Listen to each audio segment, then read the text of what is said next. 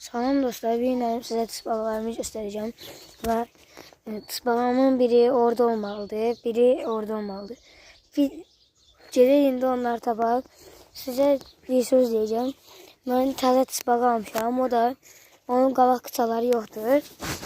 Tırnaqları yoktur. Onu tapamadım. İndi gizlənib. Gələn videolarda görmək istəyirsə abunə olun, like atın. Gedin indi dişi tısbağanı göstərim sizə.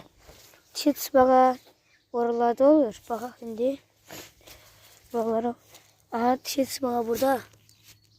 Bu dişi tısbağa. Dişi tısbağamız da orada. Gedin ona da baxaq.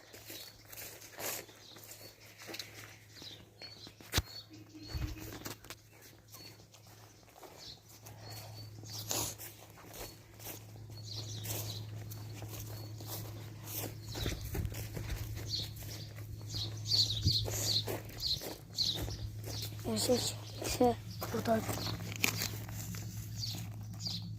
Erkek burada. Bu Mehmet'ti. Babası Tozbik'ti. Bu birine ad koymamışım. Size salyangozlar göstereyim. Salyangozlar. İkisi burada.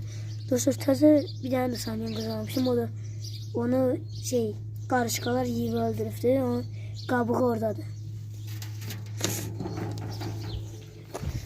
Dostlar, bir günlük videomuz bu kadar.